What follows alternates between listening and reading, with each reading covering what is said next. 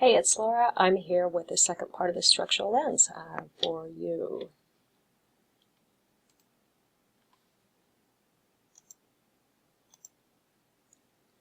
Pullman and Deal talk about structural imperatives, and I think this is a really good way to look at The Office as we're watching it. So they talk about different dimensions, such as size and age, core processes, technologies that they must align with structure, the environment and what it looks like, strategies and goals that the organization has, information technology, as well as nature of workforce. They also talk about tensions that happen in structures. That is, what does a differentiation versus integration look like? Do they, as organizations get bigger and older, they tend to get more complex. People's jobs, are there gaps in what is not getting done versus people doing the same job and overlapping one another? Are some employees being overused? I shouldn't say employees, but some positions or jobs being underused where others are being overloaded? Is there clarity in the roles and jobs that people have? Is there excess autonomy versus excessive, interdependence on one another? Too loose versus too tight? Goal-less versus goal-bound, irresponsible versus unresponsive. So all areas to look at when you see organizations and specifically The Office for our case. I want to talk a minute about organizational boundaries. Like personal boundaries, they tend to be fluid, and like personal boundaries, organizational boundaries can happen anywhere on a continuum. Basically, it tells you if you are in or out of an organization. Do you belong to this group or not belong to this group? But organizations tend to, if they're too porous, that is too open, here are some characteristics of them. That people tend to have no clear sense of the mission or goals. They may not be written down or on walls. People just may not know them. There could be high levels of rationalization. Well, this is why I did that, because of this, as well as low levels of disclosure and intimacy among people that work in an organization. There are implicitly defined norms and rules. You don't see them written anyplace, and lucky to pick them up. There's compartmentalization of work, resulting in low levels of internal interaction interdependence. Basically, people don't talk, they do what they're doing, and hopefully that contributes to the goal of the organization. There's invisible organizational members who have retired on the job. They're there, they're taking up space, as well as, and then low levels of organizational identity, when on the outside people often do not pair themselves with their organization, as well as absent or sporadically involved leadership on one end of the continuum. On the other end of the continuum are enmeshed or closed organizations.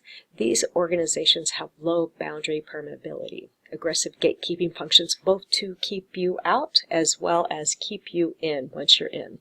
And once you're in, there's extreme demands for loyalty, excessive demands for time and emotional commitment to the organization. There's a focus on the group rather than individuals. And there's minimal internal boundaries. That is, what you know and what you do is known by everybody else. The management style looks a little bit like workers must be controlled by fear, force, or some sort of charismatic persuasion. Control in these organizations is provided through tyrannical, why can't I pronounce that word? My apologies. Authoritarian leadership, or through just manipulated consensus. And then finally, there's a harsh response to behavior deviating from norms and this sort of porous boundaries in an organization. Okay, so that moves us on to control systems as part of structure. So control system speaks to how we do business within organizations, and it includes the following: how employees are selected, as well as who selects them to hire, how supervision is carried out. Again, you can find a lot of these in policy manuals. They may be written down or they may not be written down. personnel evaluation, how that's supposed to happen, how staff is trained, and how people's careers are developed within the organization, especially the larger ones.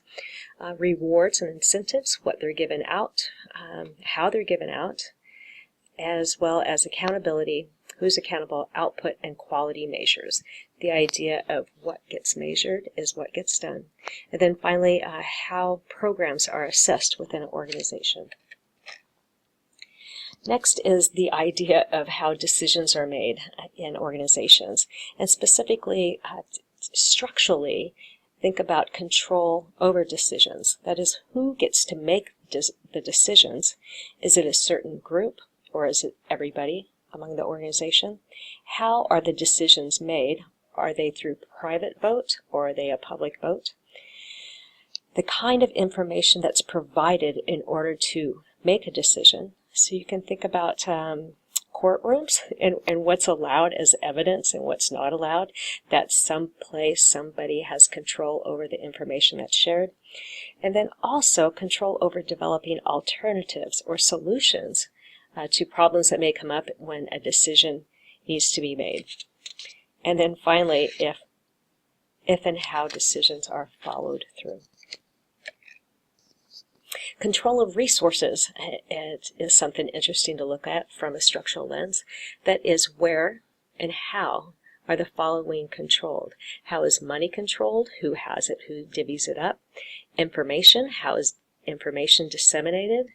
The skills that are used, where can you find the highest skilled workers in an organization? How is time allotted? And you can think of resource of time in terms of geographic time across, and flexible work schedules, work from home kinds of things. Calendars, kind of the same as time, as well as schedules. So if you are a leader that operates from a structural frame, the key concept is this, that organizational problems originate from inappropriate structures or inadequate systems and can be resolved through restructuring or developing new systems. So most people tend to lean towards or really like one of the lenses as we go through them. That is, that lens really speaks to them. And if you are a structural kind of person, this is a great way to look at the organization if you lead from a structural frame. Finally, organizations must have resources. That is, if there's no slack resources, time, money, calendars, schedules, then no innovation happens. So lack resources are discretionary. They're over and above what you need to just get the job done. And I would say, in looking back at the economy in the last few years, a lot of people can relate to this, that there's I can say this for the AOLL program, that we've been pretty tight. We now have 4 faculty members, where 2.5 years ago we had 2 of us running the program. We just didn't have any slack resources to really look at the program. That's all I have for you today. Thank you so much. I appreciate your time.